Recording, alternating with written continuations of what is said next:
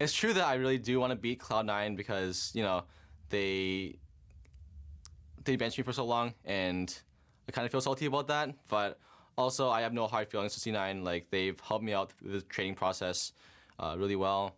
Oh, yeah, I mean, I would not mind at all to be the team that, like, forces C9 out of playoffs. That would actually be preferred, actually. But, yeah, it'll be a struggle, though. They're a good team, even though their standings don't show it. Hello, and thank you for joining us for Game 4 of the day, Cloud9 versus Echo Fox. My name is Julian Patriot and joined by my carry-on luggage for our trip next week. It's Sam Kobe Hartman-Kensler. I mean, he said there's no hard feelings, but it sounds like there's a little something there. I mean, it always feels good to beat your ex-teammates. So with that, let's take a look at the starting rosters. Selecting blue side, it is Cloud9, who need every win they can get. In the top lane, Licorice. In the jungle, Blaber. Mid laner, Jensen. Bot lane is Sneaky. Support Zeyzal. And their coach, Reapid. And facing them on the red side will be Echo Fox. Up top is Huni.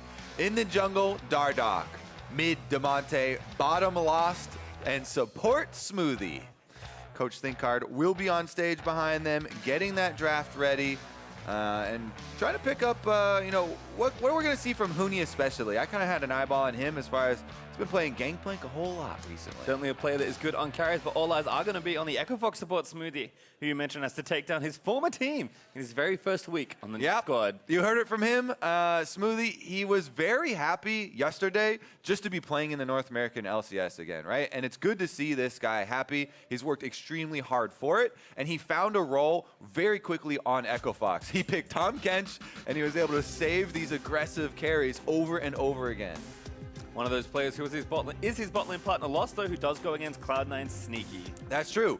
This is actually a clash of two 80 carries that are coming from Academy very recently. And Sneaky finally picked up his first win on a marksman, breaking out the Quinn yesterday and moving away from the mages that he's been showing. Maybe not what you would expect, but certainly a pretty strong champion. We'll see what happens here in the draft, though. Graves, Tahm Kench, and Gangplank all banned by Cloud9, and Morgana, Kindred, Nocturne, leaving Aatrox kind of notably up there from that red side. But we're starting to see teams let a lot of these champions through. There's been quite a lot of change in the wind on 8-14. Yeah, Nocturne was one of the first of the quote-unquote perma-bans to fall, as people decided there are plenty of other strong junglers, and you can play around it. But Aatrox getting through, we saw that, I believe, before it was against CLG, and they let that one through, and then just pick the Fiora into it.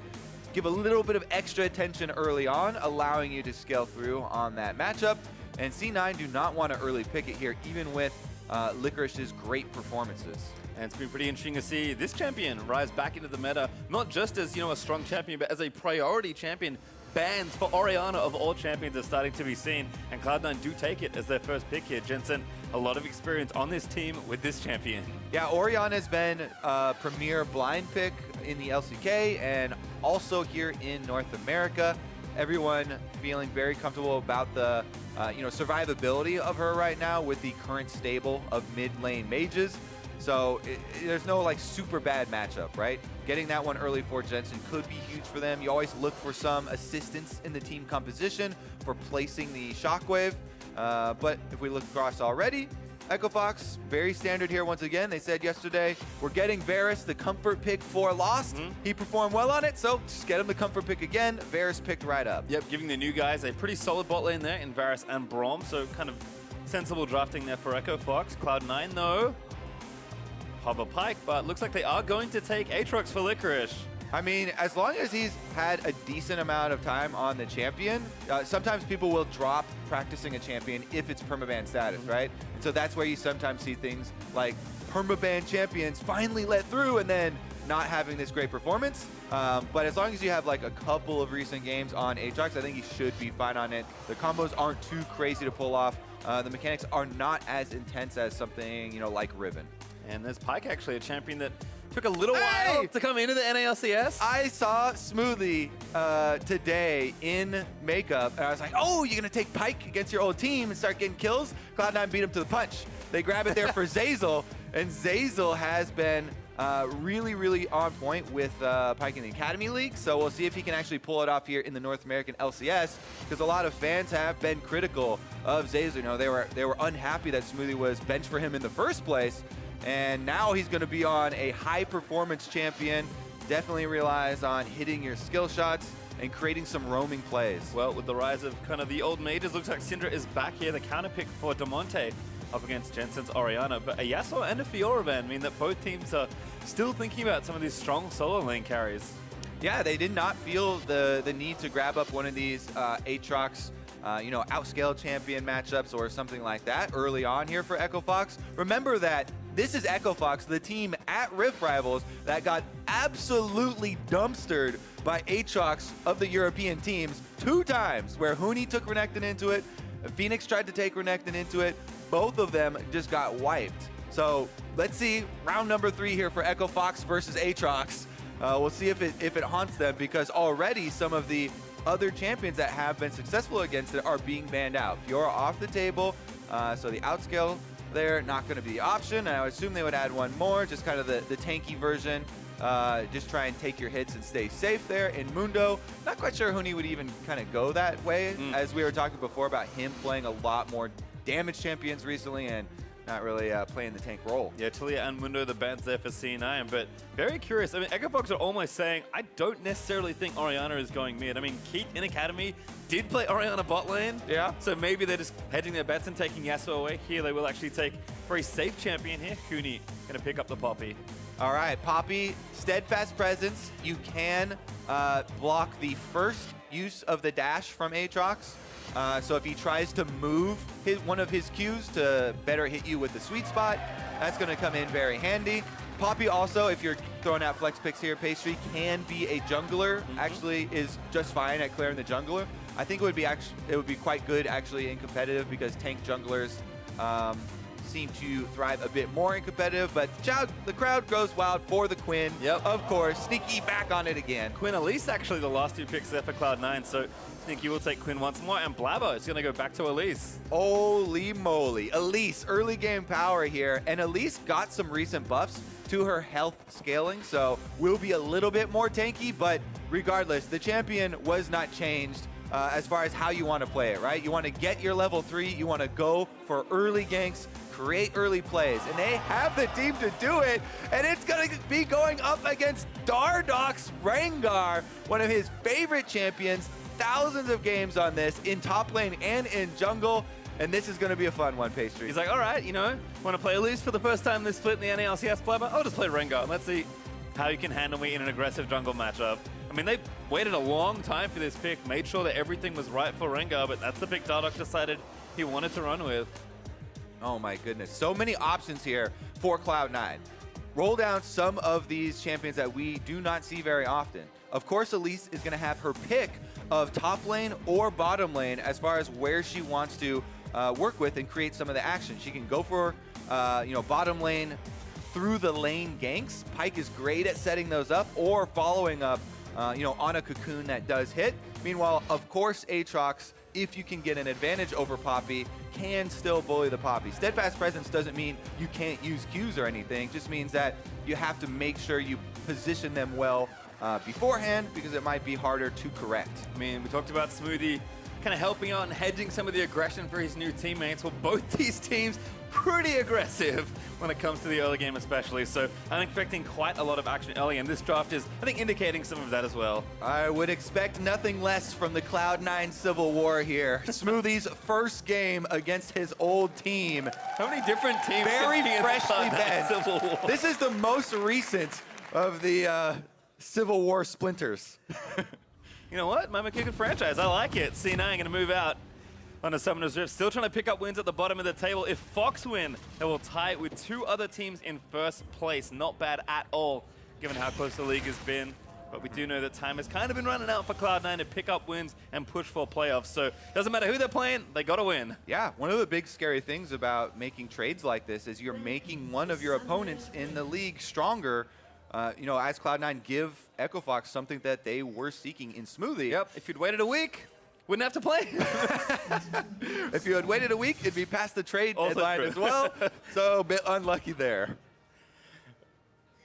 Well, it looks like everyone just fanning out. So despite the aggressive champions, nothing too crazy happening just yet. Smoothie and Lost are going to maybe investigate here around the mid lane, but good ward there from Cloud9 spotting all that movement out.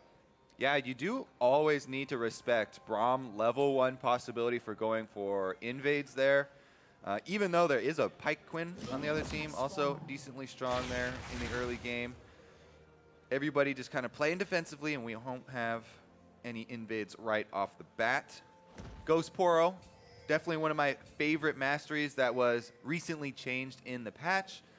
And we do have one here. If you can get it in just barely across the river into enemy territory, then you get the bonus adaptive damage, though. It'll give you either attack damage or ability power based on what your champion has. And especially for junglers, I've been having a lot of fun trying to hide those things somewhere in the enemy jungle because they will not time out. They only go away if someone on the enemy team walks into that brush and scares it away.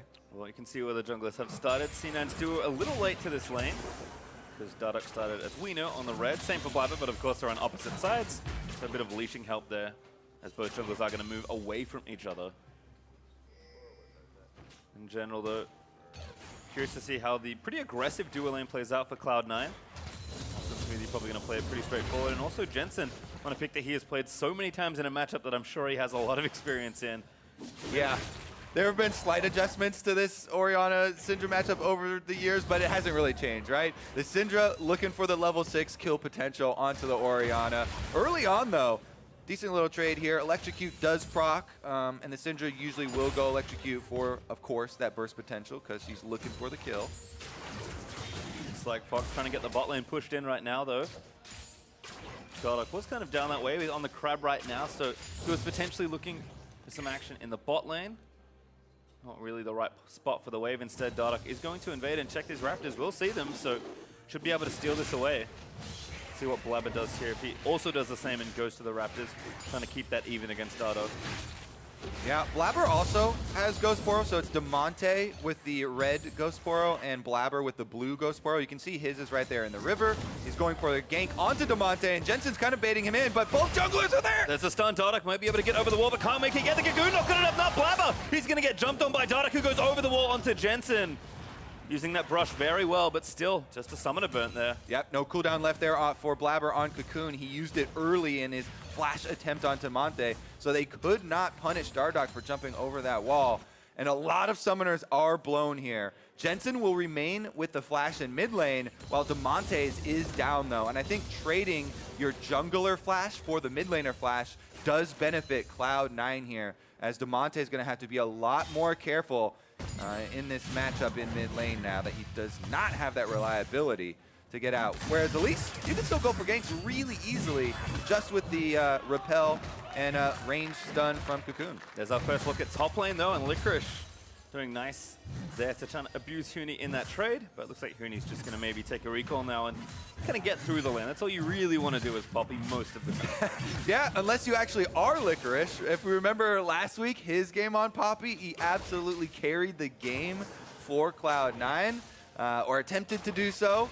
And now kind of the tables have turned. Huni trying to use the Poppy against Licorice. We did get to see one of the interactions there on screen that we talked about in Champ Select, where Steadfast Presence, you can use it, put it up when you think that the Aatrox is going to use the Umbral Dash to correct the placement of one of his Qs and kind of interrupt that, get a little damage. Huni, but as you said, basically trying to soak up, get his minions done, and get more tanky. Yep, 2 quick TPs here. Huni's just going to get a little bit of damage done as Licorice TPs back into the lane. Kindle Gem first for Aatrox versus Ruby Crystal Cloth Armor there. So Huni just trying to get some early stats for the lane. And here on the bot side, looks like the wave's pretty split in the middle whilst trying to throw some poke in there. Quinn not the longest range AD, but when she gets on top of you, it feels real bad. Definitely true. There it is.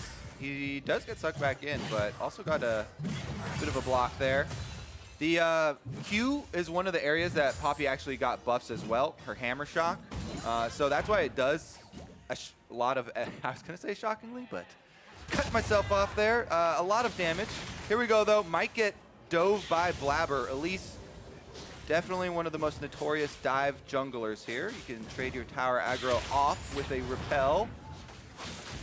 Alright, wave looked a little thin, but Licorice kind of waiting to build this wave up. Huni going to try and spot this out. Does get the ward. Cocoon going to miss and stops the Venomous Bite there. Well played there by Huni. One step ahead and quick reactions dealing with Blaber. able to block the Q because it does count as a dash as well. And now he's got wards on the Elise, allowing Dardoch to take up an Infernal Drake for Echo Fox. Yeah, respect for Huni not being greedy there in the top side of the map, just playing back, letting Licorice have that wave and giving his team over a Drake. Yeah, it seems so weird to see Huni playing a tank, giving up CS, giving up the lane for the team gains here. Licorice, though, is doing a great job of bullying him off the minions. Huge amounts of experience are lost here from Huni, not to mention the gold. He can't even get close enough to get in experience range because Licorice and Blaber are continuing with this pressure. Yep, they've taken over this side of the map for now. Dardoch is actually going to wander left side, but going to have to be careful because he probably rightly suspects Elise is still there. Ghost Pro there. Oh no! Scared away. So 60 seconds you have to wait after it gets scared away before you can place it again. Not very long. But since he was on the enemy side, you are going to get the bonus stats as well. He was waiting around hoping that the Rengar would face check him. That's the main advantage that Elise does get, because then you get a free cocoon into full combo and start your duel off with a large health lead. No harm, no foul there for Echo Fox, though. Still yet to draw blood on either side. Yeah, quick roam here from Smoothie actually was maybe covering for continuation of that play by Cloud9. Instead, goes back, checks that everything's okay, and I'm going to walk back down to the duo lane there. Jensen has also taken a recent recall. Merc Treads +2 Dorans, trying to keep safe against a Syndra that wants to kill him, especially now that she's over that level 6 mark, hitting at 7. Zeyzal and Sneaky continuing to farm things up. Early BF so here for the Quinn versus actually lethality. We've seen a lot of this now from Varus, kind of defaulting back to those builds.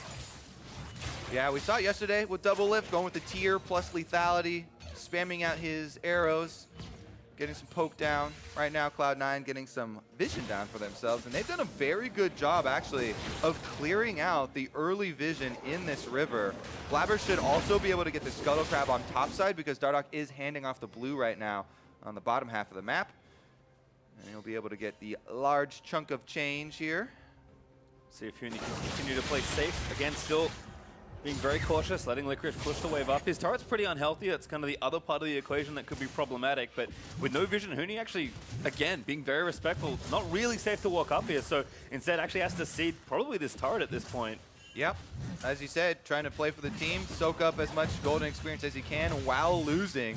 But Licorice is definitely pressing his advantage well. First turret bonus gold is going to be the first domino here for Cloud9. As soon as they're able to get that, they can do the lane swap, and they can actually... Oh, we are going to have both junglers head up top first, maybe even before this turret goes down, though.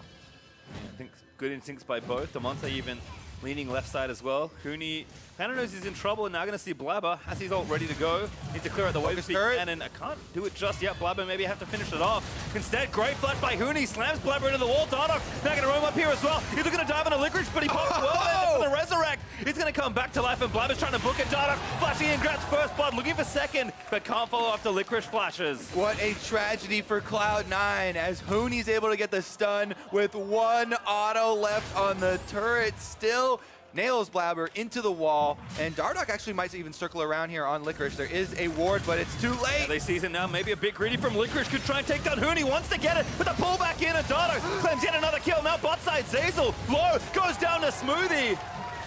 And it's the Echo Fox bottom lane here, trying to carry the top lane, Pastry. Topsy-turvy North American LCS indeed. Huni and Dardoch righted the top lane themselves just in time, though. Still, there's one hit left on that turret on top side as they were able to get the second kill onto Licorice here, and that's all 3 for Echo Fox. Just as it looked like Cloud9 were about to break through and start the dominoes falling, Huni forces that one to stay upright. He nails the Elise into the wall. Then they got them both on the chase. Licorice had to use his ultimate in retreat. Dardoch easy flash there for the first kill, and then Licorice can place the ward and think that he's okay here, but sticks around. Echo Fox make the call to dive, and they got another kill, and here goes. Blaber ignited an ulti. That actually might not be enough just yet. Needs a bit more damage. Good shield from Jensen. Damonte flashes in. He's going to claim the kill. Now Dardoch going to leap back in, but Zeyzal actually roamed up. Flips over with his Q, but now Jensen not quite in range for another leap by Rengar. Just like that, this game is all Echo Fox. 4 kills now for themselves, and they still have enough pressure to try and defend topside. Huni's going to head up there. Dardoch isn't quite there yet, so I don't know. Licorice might try and sneak in, But if you don't let the minions change their targets here, it'll just stay there and no gold for C9. That is so good by Huni. He's manipulating those minions around, keeping the turret alive. I mean, it's gold that Licorice is expecting to get, but you actually have to hit the turret in order to get that first goal. So the more you can delay it, the better. He already flashed a Cocoon point blank to get that kill into Blaber. So Huni, even on a champion like Poppy, making things happen. And even though this story on the top side is incredibly exciting, actually as Huni, it's a pretty good trade there onto Licorice. We should note that on the bottom side, you know, in that 2v2 kill from the Echo Fox bottom lane, Smoothie was the one who killed Zeyzal. So he got a little revenge story complete. First-hand revenge there, getting his hands dirty. All right, that's Act 1. We'll see what unfolds in the next few. A sneaky solo right now after Zeyzal did roam towards the mid to try and get pressure from that play that transpired. Licorice again also wants to play up and try and collect that bonus gold. Echo Fox almost holding a 2,000 gold lead. All that gold is not taken. We'll see if Huni can deny it for much longer. I'm not sure this wave is practical, but you never know with Huni. All right, looks like no. Licorice finally going to get that gold. Does collect 600 solo for himself, but it was pretty close, all things considered. Meanwhile, this bottom lane still pushing relentlessly toward the turret on bot side, as Lost and Smoothie have a huge pressure advantage, firing away the arrows under the turret, keeping Sneaky in dodge mode, and here comes Dardoch. Yeah, they're going to try and take the turret and then get a kill. The Varus ult already goes. Lost actually taking up tower. Zeyzal going to try and get the assassination, but he can't quite get it. Stunned just barely by concussive blows. 5-0 for Echo Fox and the Infernal Drake. They've also been able to answer towers here because of the success of this Varus Braum duo, and there's another Infernal Pastry setting up for it. Should be pretty easy for them because Zeyzal's still in the Death Chamber. DP's here for both top laners, but you're right, I'm not sure Cloud9 fancy even a 4v5 around the objective. See what Blaber and Jensen can do. Maybe a steal's in sight. The Fox are going to TP in. I think that's Lost. Licorice is channeling his too. All right, they are going to go for it. Damonte's going to see this. Will stun Licorice as soon as he comes down. Blaber coming in, he's already burnt Repel, he's going to try and get a kill, but he's actually a little too low. Dardoch trying to reset it, the Cocoon does land, jungle it down, that's a shutdown for Licorice. Pops his ulti, might be enough here for Cloud9, but Huni has TP'd in, going to try and play Gatekeeper as Zeyzal does grab him away, peeling him off the objective. Blaber lost, finds the snipe and gets a kill on the jungler. Now no one's here to take the objective. What a crazy little fight there as Dardoch running around with 200 HP, trying to avoid all of the DPS sources that have encircled him. In the end, Licorice is able to get to the center, get the kill onto the Echo Fox jungler, so they aren't able to pick up the Infernal Drake, but they still were able to get a kill back as well. And I definitely expect them to return to the scene of the crime, back out to the Dragon once again, even though all teleports have been used up in this game now. Well, it looks like recall for Licorice. See how that transpires. But watching this one again, everyone just wanted to join the fight, Kobe. Yeah, and Dardoch was tanking the dragon. Then nice job there by Blaber. He got his combo off before he repelled, getting Dardoch that low.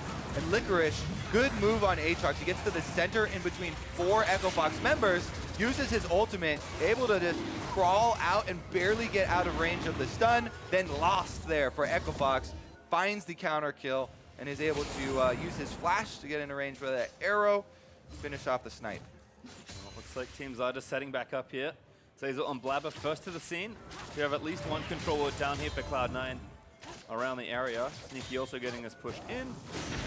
Remember, as we said too, the teleports were all used, so Licorice showing on top side there with the Aatrox lets Echo Fox know that they have a man advantage down around this Infernal Drake, and they can return to the objective. Oh, Sneaky left alone. One more stack. That needs an auto. Whilst not in range. 575, somehow not enough. Get a flash in. Smoothie! He did it again!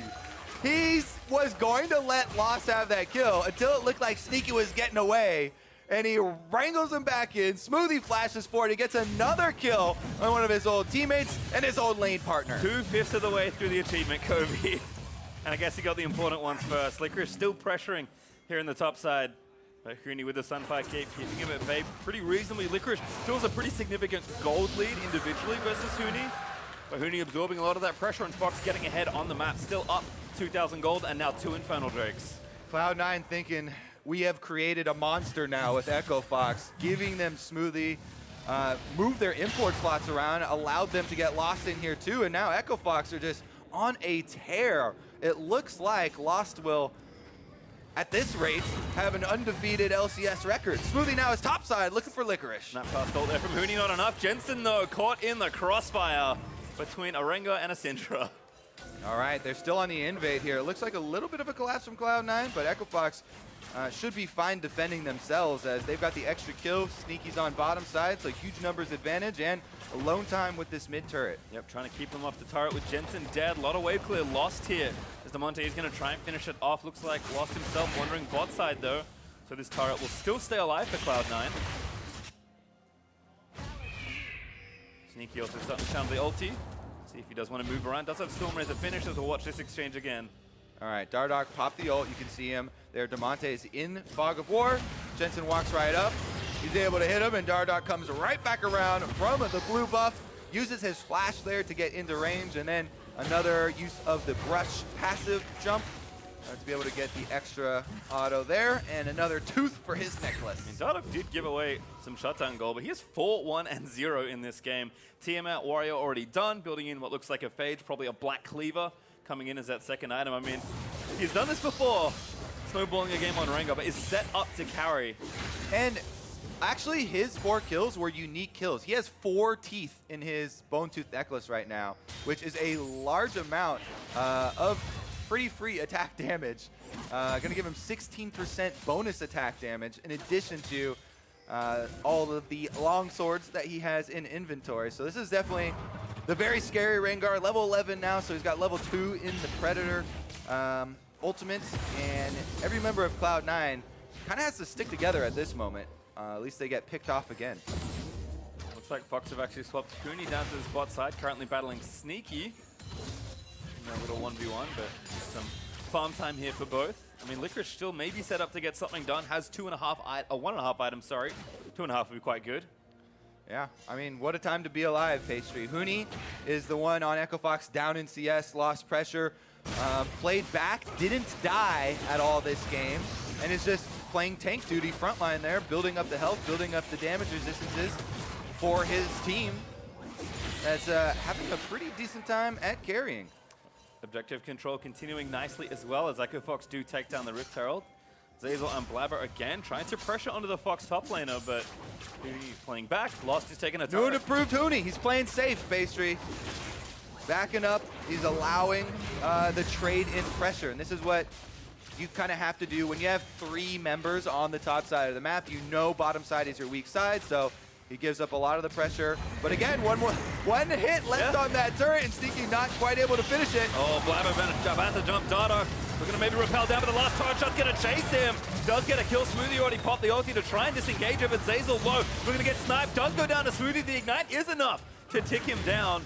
They won't grab the turret either. Smoothie now going to get latched back in. No, walks out of the area just in time. Another kill for Smoothie. This one on Zeyzal as well. And even though Dardoch gets annihilated under the turret by a great combo there from Blaber, EchoFox still got the charge off there with Rift Herald. The turret is extremely low, and they got a kill for themselves as well in the Pyke. Now Jensen is, yep, back in trouble. Oh, flash from Huni. What a stun into the turret. Smoothie collects his 4th kill of the game, and that's going to be mid out for Fox as well. Huni right over the Raptor wall there.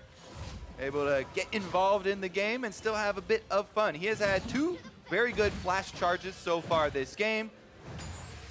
Doing quite nicely for himself. And again, he has a turret with 1 hit left on it. Maybe EchoFox try and bait with that again. Let's take another look at this play, though. As you can see, there's no vision for Cloud9. Huni able to get the flash right over, stuns him into his own turret, and then they kill that turret for good measure as well. I mean, Fox in the right place. Huni just making the play to capitalize on perhaps Jensen being a touch too aggressive. Looking to protect his turret. Huni continuing to do the same, though. A little more durable as a gatekeeper here, but Licorice once again trying to get the turret gold. Yeah, Cloud9, looking at it from their perspective, they really need to cash in and actually topple these things because they are having a rough time in trying to regain control around the map now with EchoFox having this fed Rengar and continually pick people off and create plays for them. They can't afford to continue to lose control of the map right now. That's why you can see so many control wards out for them. They're trying to push them out into the river so that they have ample time to try and react. You kind of step back and just look at the kind of lead that Fox has built up a turret. They took the mid outer crucially, which is kind of the tough one to take, and up 3,000 gold, given how much attention was paid to Huni. Certainly the rest of the map has done really well to get a lead, and Huni's done a great job playing safe and continues to do so as Licorice is trying to hound him there in the bot side. Sneaky also kind of roaming around. He wants a pick on this Quinn, but Fox doing a nice job kind of sticking on the correct parts of the map. Not giving too many opportunities for Cloud9 to play aggressive. Yep, they do have teleports ready for the top laners. So as Echo Fox are invading here, Smoothie flashes for it. Insta flash forward, Lost barely going to miss with that chain of corruption. Sneaky does flash out of the way, but Dardoch just going to take down Blaber, who is collateral for that play. They just continue to push the tempo here. Smoothie flashes in, creates the play there for Echo Fox. They got a Baron? Follow up there for Dardoch. They definitely should. This turret's going to fall just to minions here, and Cloud9 are left without a jungler to answer.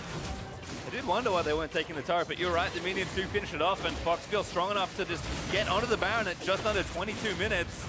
Here comes Licorice, Huni going to join in as well. Damonte maybe looking for the sniper. Fox seemed committed to this play. Huni with the ulti does get one. It's Licorice that they pop out, but they need to maybe try and get the damage down onto the Baron again. Sneaky going to get kept out. He gets thrown into the wall. Who's going to grab the smite? Lost! He somehow gets the Baron, but I think Fox may lose the fight in the pit. Smoothie about to fall, does go down, but he might delay for a little while longer. The dual lane for Fox is down, and now Huni getting chased. Licorice over the wall, finds the dash, and Huni just going to buy time, but I think he is forfeit for this play. He's tanky boy, though. Oh, tanky enough, perhaps. No, the damage still following. Not enough as Zeyzal going to get a revenge kill. 3 kills go over to Cloud9 as they chase Echo Fox out of that Baron. And Dardoch did smite a little bit early, so lost his auto attack, I believe, was what got the Baron for them. Regardless, Echo Fox have 2 Baron buffs that they need to make use of, because Cloud9, not only did they get those 3 kills, but they're also going to be able to get mid-turret, it looks like, as Jensen sticks around to finish this one off, and Dardoch has his eyes set on another target. Yeah, I think doesn't have enough vision to be too aggressive, and only just got his ulti back up. He's going to pop it now. I think Jensen will be the target. Going to get jumped on. Dardoch does so much damage! Jensen just wiped off the map once more by the Rengar. All right, with Jensen down and Baron buff available for Echo Fox to push with, they could clean up Dragon and then try and get some more gold out of the secondary turrets. Both of these left standing in mid and bottom would be prime targets. And they go through the jungle. Fox actually just playing aggressive, trying to force more pressure on the C9's turrets. Damonte already got this wave going, and they do have a couple Baron buffs left. So enough to try and force a siege here. Should be able to get this turret pretty easily. The gold lead continues to mount here for Echo Fox. All right, still pushing ahead. Huni there in the mid lane, ushering up those minions, while the rest of Echo Fox, here we go, base tree! Dardoch once again gets caught, shut down there for Sneaky. A very important gold bounty claimed. But now Zeyzal looking for the flash. Lost gonna flash out of that skewer. Zeyzal did commit his own summoner for the play, but he'll be happy to trade with the marksman. Nice pick there for Cloud9, buys them some time as they needed to put a stop to the Baron-empowered push here from Echo Fox. And because with the initial Baron take, Cloud9 got 3 kills onto Echo Fox and the mid lane turret, even though Jensen did go down, Cloud9 did not fall that far behind in gold from this actual Baron take. They got a lot in the process, and now they're looking to get Huni once again. Yeah, Huni knows, again, gonna play it safe. Still pretty tanky, but 1v3, dodges the skewer, pops the presence, now have to run out, flashes out of the way as Zeyzal tries to find the stun. But the E doesn't connect, and Huni gets out of there. All right, now they're gonna have to pull back here, as that was definitely an extension and use of quite a lot of resources there for Cloud9. Thankfully, during that time, Echo Fox, most of the team was purchasing on a recall, so they don't lose out anything on it. Almost enough time for Baron to time out. They've got 40 more seconds here left with it, and a minion wave in mid lane might be the one that they push to try and get some tower gold. Yeah, it's just Damonte that has it, so I think Fox will have to settle for a tier 2 turret only. Or if they can even get that. See if they can, but looks like they'll back off and again just kind of use what they could, but know that they need to sort of reset the map. They did get the Ocean Drake as well, despite Dardoch being dead. Nice play from Fox to maybe guess that Cloud9 were going to go top and take the objective off the map despite having no smite. So as far as snowballing that particular objective goes, Fox have held a very firm control of this game, and the gold lead still reflecting that up, again, around 2,500 to 3,000. And even though Cloud9 are doing a good job staying in this game and keeping it competitive, good job going to the side lane there.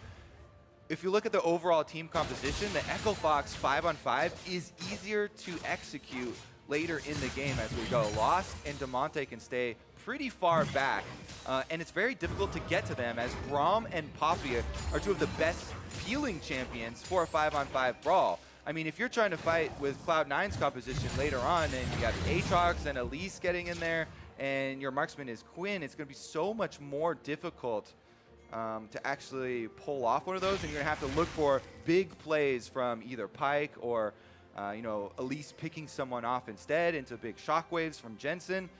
Cloud9 are going to definitely have to make use of their crowd control very effectively if they want to get a foothold back into this game. Have to agree. Obviously a lot tougher when you don't have as much map control, so Fox, again, continuing to manage their waves and stick together, still trying to seed with no major objectives up just yet to take on those monsters. Baron up in a couple minutes, and of course, they took the last strike about 2-ish minutes ago.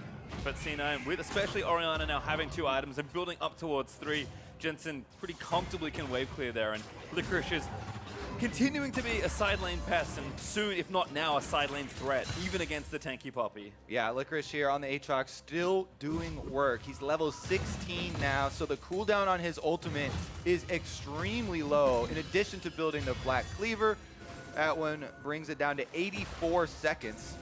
So he can basically ult every time it's even close to needing it. Use it for the move speed. You know, get in there, in or out, trying to apply that side lane pressure. And of course, Aatrox, another big thing about his kit is with the Qs, you can clear minion waves very quickly. So he's trying to utilize that to the best of his ability and get the minion waves into a good spot for Cloud9 to get a bit more creative and try and find that angle that we're talking about. Certainly fight ready. Just went back to finish his 3rd item, Death Dance. So we'll kind of have to wait and see what happens at the next engage. Minute 15 or so until Baron is back up. Fox going to try and take yet another one. Probably a little smoother than last time is what they're hoping for, but Cloud9 should know this. If they want to try and pick a fight, have some opportunities coming up. Dardoch coming down the mid lane. They still don't have Huni. Teleport is available, but he's going to have to channel it early if they want him to join the fight. Sneaky just playing front lane Quinn right now, running up towards these squishier targets and just threatening to jump on them. He does have a lot of front-loaded damage there with the Storm Razor giving you your crit for the Static Shiv. So if he does get close to one of the squishier targets, then Sneaky can definitely pull off a big burst combo and get some damage out very quickly. So the rest of the members, if Huni's not there, do have to play a little bit more defensively and rely on just Smoothie there on the Braum to protect them and keep them safe. But a good job by them. They don't panic. They don't use the teleport. They just let the minion wave build right up. Top side now is going to have to be dealt with. Cloud9 have that one pushing. Yeah, there's a lot of kind of administration being done now by both teams, trying to get the waves in the right spot, prepare for Baron, get vision, and spend gold as well. Damonte did just go back and finish a Void Staff, but I think both teams have a decent amount of gold to still go and spend, and you, of course, want to be maximally strong for the upcoming team fight, as Baron is now spawning. Now an objective that teams can once again fight for is Cloud9 rush all the way over there. And Cloud9 have been actually gaining, closing this gold gap here with Echo Fox. And look at the vision. They've absolutely taken over all of the vision around Baron. In addition to closing most of the gold, they're just lying in wait, looking for one of those picks. The Pyke, the Elise, or even Jensen here landing one of these shockwaves. Oh, very nice. Gets 2, finds the bot lane, lost for the flash away, but Sneaky to try and chase him. Does immune the ult there from Pyke. Smoothie on the front side, he's gonna die as Licorice managed to find the kill. Huni, he's TP'd in, but he's actually just trying to fight for his life in a 1v3. Burn the ult, make it 1v4, he flashes, but still to his death. A volley flash from Blaber is gonna give him the kill. Revenge for Cloud9. They find 3 kills onto Echo Fox, and that is going to be control of Baron. Dardoch is still alive for Echo Fox and could try and jump in there, try and go for a steal, but if he got it, it would be by a huge mistake from the Cloud9 members. Let's see if he can actually work his way around Zeyzal. That Baron is already low. Love what Zeyzal did there. Went out, tried to find the Rengar, took away the blast cone, and Fox left with no options as Cloud9 pick up the team fight win and the Baron. Yeah, I mean, Echo Fox kind of walked right into Cloud9 right there, and taking that opportunity, Jensen lands the shockwave. Everyone immediately jumps onto Lost, and they splinter Echo Fox's composition here. They're not able to set up the battle lines, not able to have their tanks there ready to peel. Look at Huni's in the bottom side when it starts. As he said, the channel on teleport takes so long that the fight is almost over before Huni even arrives. Smoothie's already dead. The backline is already being zoned in addition to Lost already be taken out. So the 4-man squad, I would say, this time around for Echo Fox. Oh! What a hook from Zeyzal, but Dardoch does burn the flash to stay alive. Now it's Cloud9 with still 2 minutes 30-ish left on the Baron, playing much more aggressively, trying to close the gap in gold and turrets. In fact, the gold gap is evaporated. They're even. Now Cloud9 are playing to get ahead. Yeah, that was a huge late game mistake there from Echo Fox. I mean, Lost had his Ghost Blade on, but him and Smoothie had just kind of walked right up onto the ball for Jensen. And so Jensen's like, you know what? If you're going to give it to me, I'll take it. One of the reasons Orianna has been such a good champion for so long. A Shockwave can change a single game pretty easily. Jensen's experience paying off, punishing Fox for their mistake there in positioning. What a way for this game to turn. Echo Fox had such a big early advantage, and they have 2 great tanks that they just needed to keep in front, but they were unable to do so, and Cloud9 jumped on the opportunity while Echo Fox are split, and then punished them heavily. Yep, trying to maximize turret taking potential while they have the Baron. Looks like they're going to leave the Mountain Drake off for now, though Blaber is walking down to solo that one out pretty comfortably. Licorice will be able to take that turret with the help from the empowered minion wave. Cloud9 starting to play catch up, now ahead in gold by about 2,000. Hey, you look at that graph, mostly Echo Fox for the majority of the game, but Cloud9 find their opportunity and they capitalize on it. Mountain Drake also going to be picked up here.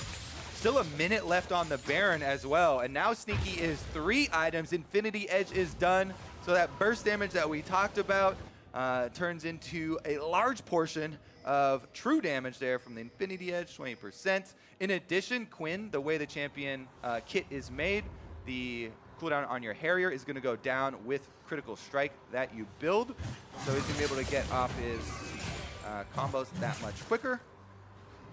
Honestly, his attack pattern and teamfight doesn't make a huge difference because you proc most of them with your abilities anyways, but it does help for super long ones where you're trying to work your way through, let's say, Poppy. Yeah, I mean, trying to shoot that tank, you're going to need it. Whatever you can get in that department as blue buff is going to be stolen away here by Cloud9.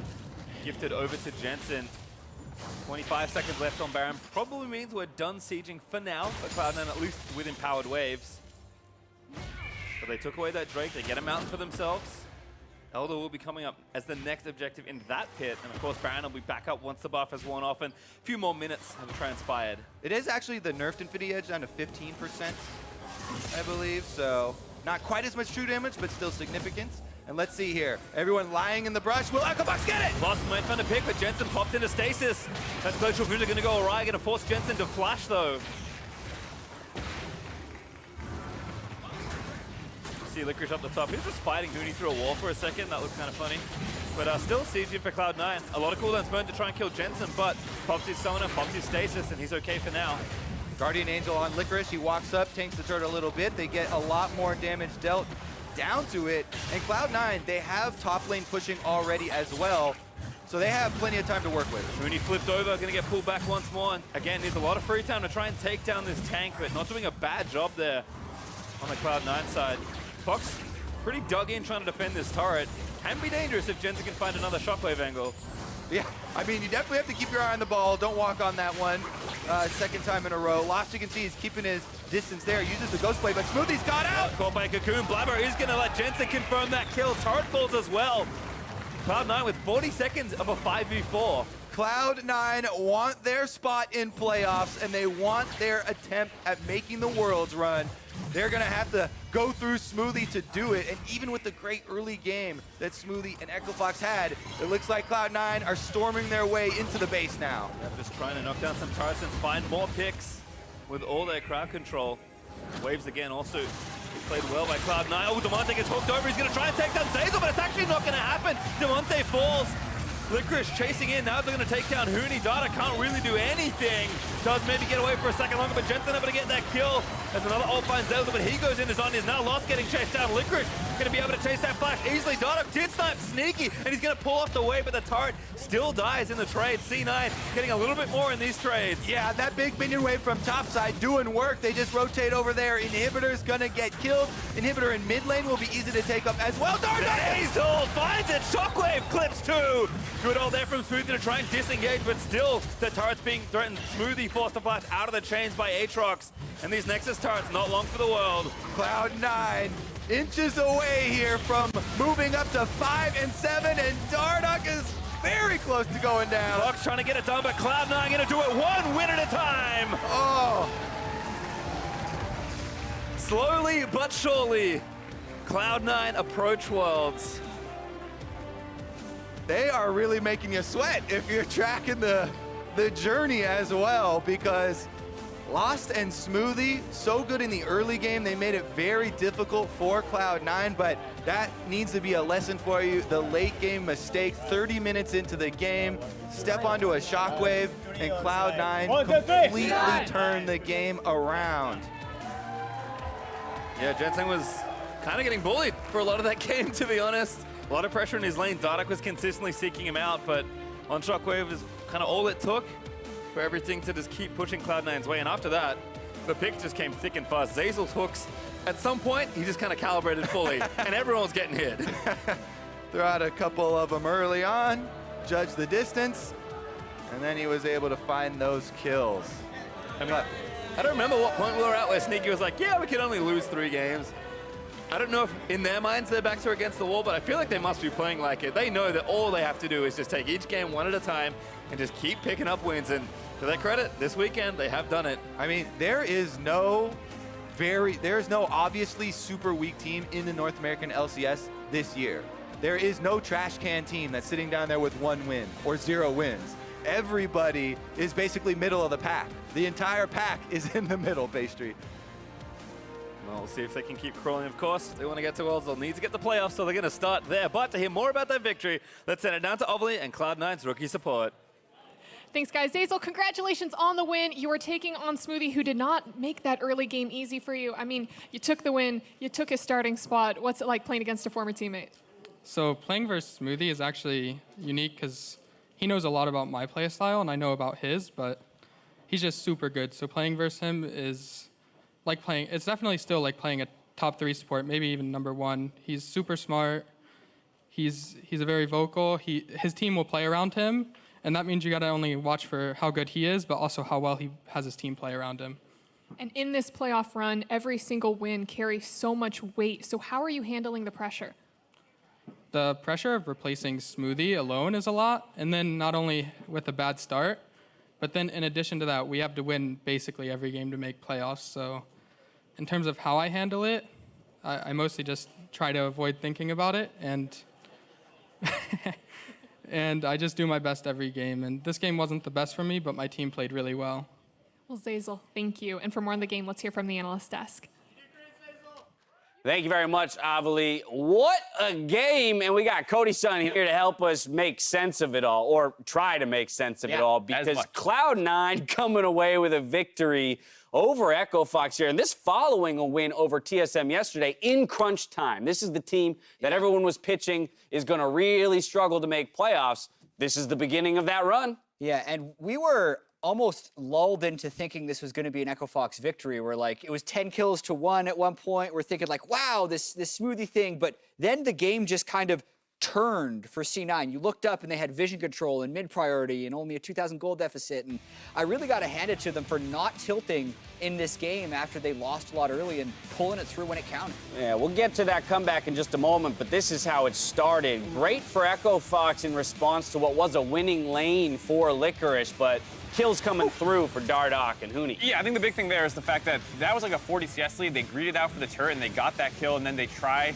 to get another one. They're able to grab it, and that was a 2-for-0, both on Dardoch, who then started getting out of control, and the Elise was something we were scratching our head at a little bit, like great dives around the top side, a little telegraph that they want to play up there. Talk to me about Elise here. I think so C9, since they early drafted Elise like that, and then they were really like heavily prioritizing to make Snowball Aatrox ahead for their top lane, it kind of made it really obvious. So Fox was just able to play around that really well in the early game, avoid the first gank, and then once Rengar turned 6, they like 2v2'd and then just smashed the top lane. And it kind of has some like extraneous effects to the bot lane, because as you mentioned, with a telegraph of Elise going to be up top lane often, you know you kind of have that isolated 2v2 on the bot side. And this is the second time we've seen the Quinn come out for Sneaky, one of the first guys to bring that out on stage, as well as a Varus on the other side, this time going for that lethality build, as you're one of the most experienced bot laners on this desk. Can you give me a little bit of insight into these two picks? One of the most. I mean, back in my day, Dash. I'm sorry. Yeah, well, if Freak were here, he'd probably contest, you know, that he's got some amount of knowledge that rivals it. But break it down for me. Quinn, Varus, why are these two picks showing up, and how do these two picks interact within the lane? So with Varus right now, it's really strange because NA has the highest priority on Varus as a champion right now. You know, it's being picked or banned like every single game, and we don't really see that in other regions. But I think the reasoning for why NA has such high prio on Varus is because that he can have two very flexible builds and two different different play styles. And this game he went for the lethality, and I think the reasoning is because C9 didn't really have that great of an engage for mid to late game, so he should have theoretically been able to just poke them, get them really chunked, and then control vision from there. For a long time, that's what was happening, but we kind of get to that mid lane, or rather mid game, and things, as you mentioned, Jad, started to turn around in favor of Cloud9 following this Echo Fox. Well, yeah, and one thing you're going to notice here is that Smoothie picks up a lot of kills, so the goal distribution isn't where it wants to be. This one, you could argue, angry. Could be played angry, could be just kill securing, but the Q would have picked up that kill. Smoothie ended up with 4 kills very early on in the game, because this is where Echo Fox was really playing at an extremely high level, getting every kill they needed to. Damonte was playing well, Dardoch was popping off, and they were controlling vision very well in the mid-game. And we were starting to talk about how, like, wow, this looks like a totally different Echo Fox, because on the top side, they sacked it early on, where they used to play around Huni nonstop. They actually let him fall 30 CS behind before they started turning it around, and then they continued to play well in the mid-game. And so we thought we were building a reel for, like, another Echo Fox smashing, and are they the best team in NA now? And then this stuff starts happening. Right, gonna pick up the Baron here, but drop 3 members to Cloud9 in the aftermath fight. Yeah. And this was kind of the beginnings of the comeback. It got very scary in here, as the smite isn't actually what secures the Baron, so this could have actually been even worse. Losing 3 here is a bit of a wash, and it's more about what happens after that, but then they don't get anything for the Baron because Dardoch gets picked off. C9 control vision. One of the classic Jensen Orianna plays is to pick him in a composition that actually doesn't have great initiation, and you're fine because he always seems to find that good shockwave. Jensen starts it off right there. C9 wins another fight. They get the Baron after that one and just never seem to let go. If that's correct, like, that was one of the best 8,000 damage Orianna games I've seen. Well, and Licorice was 1v3ing on the backside of that fight, so, like, Echo Fox couldn't even step up to try and help out the front line at all, and that was the result of Licorice getting ahead early on, and it was really surprising to see this comeback kind of come out of nowhere.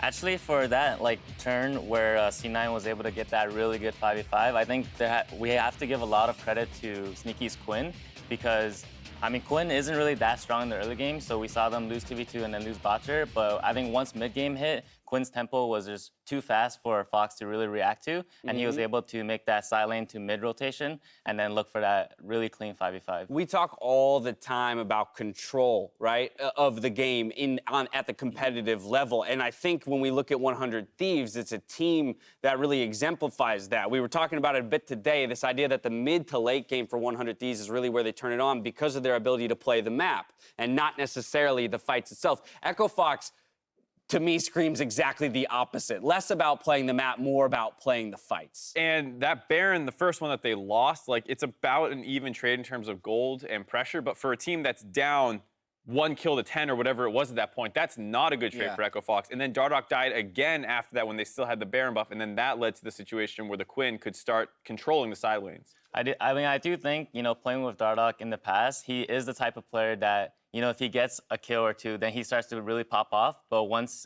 he gets focused and then dies once, then he does kind of fall into that, like, negative mentality. Yeah. So maybe that has something to do with it. And one thing that I was kind of hoping would happen with Echo Fox, with Smoothie on the team, is that Smoothie would be able to pull him out of that spiral if it starts going wrong. Right. And I felt like we saw it yesterday when some things were almost going wrong and Smoothie pulled him back. And it didn't happen this game, so it's not a situation where Echo Fox makes the trade and is immediately the best team. They still got work to do mixing with each other. We saw glimpses of it yesterday, as you mentioned. A little bit of a step backwards this time around, but a big win for Cloud9 again in that race for a playoff spot. Cody, thank you so much for joining us here on the desk today. We got to move on. Stepping away for just a bit. When we return, it's Game 5, Optic Gaming versus Golden Guardians. Don't touch that browser.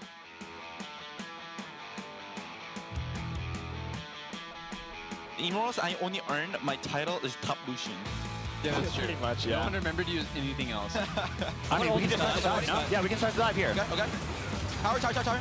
I will never be able to move. I'm good. That needs an auto whilst not in range. 575 somehow not enough. Get a flash Smoothie! Nice stun. Okay. Holy shit. You're clean. I'm just saying what I can do. Look at Lost. Oh, I'm looking. I'm gonna get one shot. Look Smoothie. Smoothie's dead. Lost is 1 HP. Look at Huni. Licorice chasing in. Now they're going to take down Huni. Dardoch can't really do anything. Does maybe get away for a second longer, but Jensen able to get that kill. Fox trying to get it done, but Cloud9 going to do it one win at a time.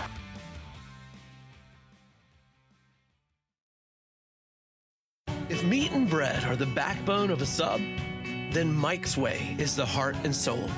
Lettuce and tomatoes, onions and spices, all drizzled in the juice. That's the difference. Jersey Mike's. Be a sub above.